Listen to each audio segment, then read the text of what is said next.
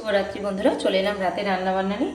তো অল্প একটু এঁচড় ফ্রিজের থেকে গিয়েছিল, এই এঁচড়টা দিয়ে আজকে বানাবো এঁচড়ের কোপ্তা কারি। তার জন্য রেডি করে নিয়েছি, এঁচড়টাকে কেটে ধুয়ে ভালো করে পরিষ্কার করে নিয়েছি। 4টে স্লাইস আলু নিয়েছি, এটাকে একটা প্রেসার কুকারে একটা হুইসেল দিয়ে নেব।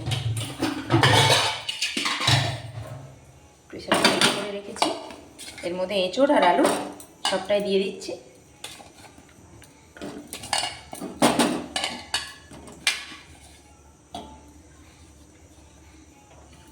দিয়ে একটু জল দিয়ে দেব, সামান্য লবণ দিয়ে দেবো এটার মধ্যে। দিয়ে এটাকে একটু বয়েল করে নেব।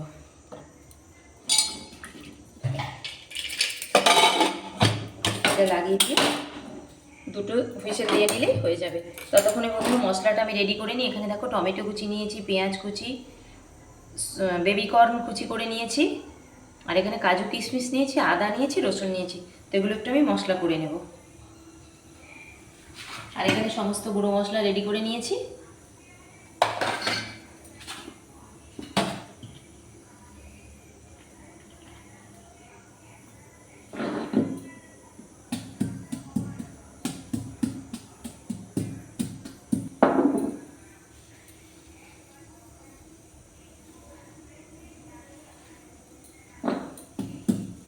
এভাবে মশলাটা রেডি করে নেব। আমাদের এই এঁচড়টা বয়েল করে নিয়েছি, জলটা ছিটিয়ে নেব।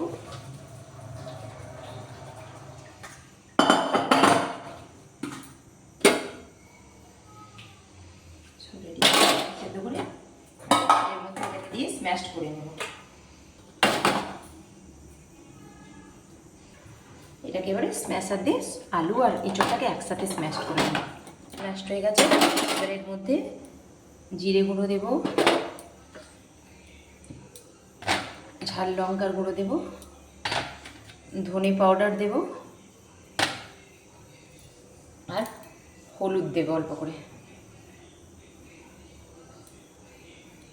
হলুদ দেব দিয়ে এবার এটাকে ঠিকঠাক করে আমি হাত দিয়ে স্ম্যাশারের যতটা হয়েছে এবার হাত দিয়ে মেখে নেব। চলো বন্ধুরা, এটাকে হাত দিয়ে আরও ভালো করে মেখে নিয়েছি। এতে এবার একটু বেসন অ্যাড করবো, অল্প করে বেসন। আমি মটর বেসন অ্যাড করেছি, আপনাদের কাছে যে কোনো বেসন থাকলে ওটাকে একসঙ্গে দিতে পারেন, তাহলে কী হয় এটা ছেড়ে যাবে না, ভালো করে ওই বলগুলো বানানো হবে।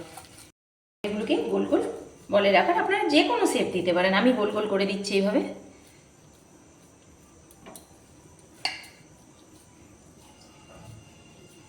এইভাবে গোল গোল করে আমি এগুলোকে রেডি করে নেব সবগুলো।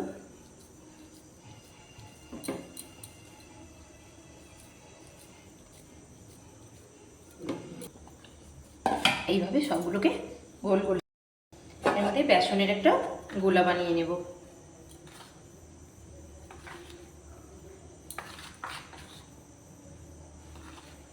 বেসনের গোলা ডুবিয়ে এগুলোকে তেলে ভেজে নেব। বেসনের মধ্যে একটু লাল লঙ্কার গুঁড়ো দেব, একটু ম্যাগি মশলা দেব, সামান্য হলুদ দিয়ে এটাকে জল এইভাবে বেসনের গোলাটা ব্যাটারটা বানিয়ে নিয়েছি। এবার কড়াটা বসিয়ে দিচ্ছি, গ্যাসটা জেলে নেব। হয়ে গেলে সাদা তেল দিয়ে দেবো এর মধ্যে।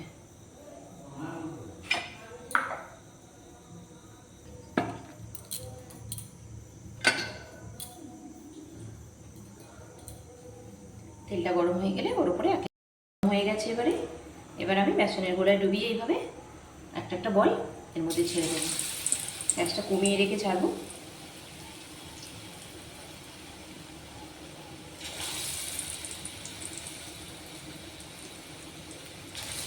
এগুলোকে লাল লাল করে ভালো করে ভেজে নেব।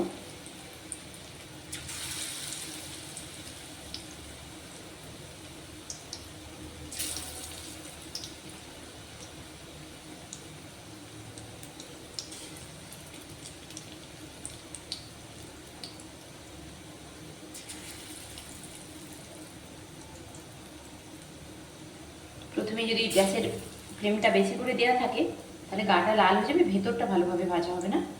আর এটা যদি ধীরে ধীরে এইভাবে দেওয়া থাকে তাহলে সব দিকটাই ভালোভাবে রেডি হয়ে যাবে।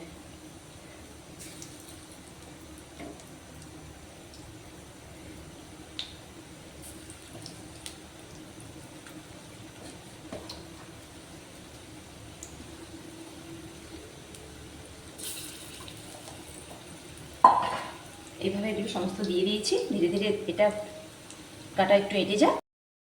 এরকম বন্ধুরা সুন্দর লাল লাল করে বলগুলো সব ভেজে এবার সবগুলো তুলে নিচ্ছি। তেল এতটা বেশি দেবো না, তেলটা আমি একটু কমিয়ে নেব এখানে।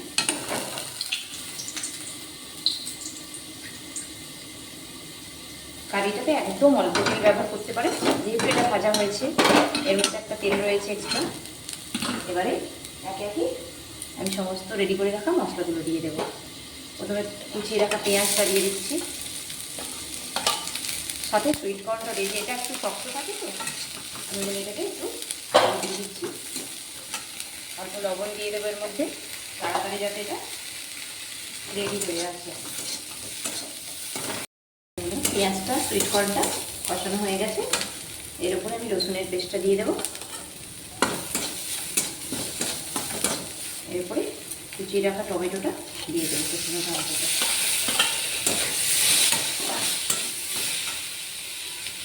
একটু লবণ দিয়ে দেবো।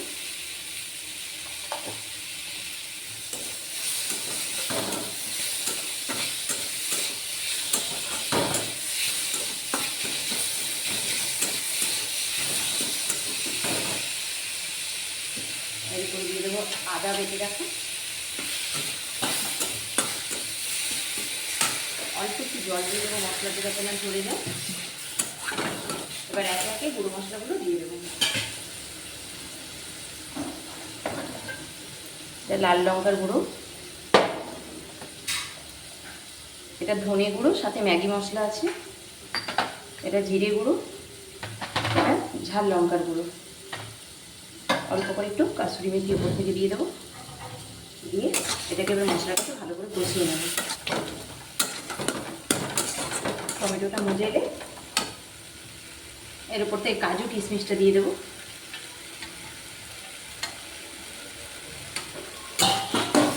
দেখো বন্ধুরা, গ্রেভিটা এইভাবে গাঢ় হয়ে সমস্ত মশলাটা ভালোভাবে কষানো হয়ে গেছে। এবার এর উপরে আমি ছোলের জলটা দিয়ে দেবো। এটা তো গ্রেভি গ্রেভি ধরনের হবে, খুব তো বেশি ঝোল হবে না।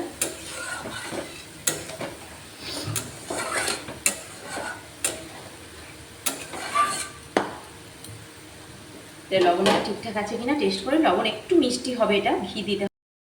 উপর থেকে অল্প একটু গাওয়া ঘি দিয়ে দেবো, স্মেলটা এতে ভালো আসে। নামানোর আগে গরম মশলাটা দেবো।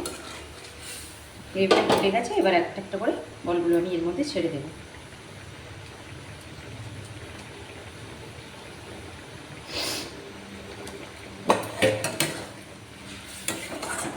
এভাবে একটু ফুটে গেলে এটা নামিয়ে নেব।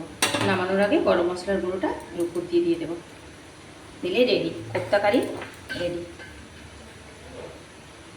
তো বন্ধুরা, তোমাদের কেমন লাগলো আমার এই এঁচোড়ের কোপ্তা কারিটা? এটা একটু কাজু কিশমিশ বেবি কর্নটা অ্যাড করাতে পুষ্টিগুণটাও বাড়লো, আর কি হয় খেতেও ভালো লাগে। এটা রুটির সাথে, লুচি, পরোটা, ভাত সবের সঙ্গে এটা খাওয়া যাবে। এভাবে গ্রেভি গ্রেভি রাখলে এই বলটা আর একটু টেনে নেবে জুসটা। তো এটা রেডি করে নিয়েছি পুরোপুরি। এটাকে ঢেলে নেব একটা পাত্রে।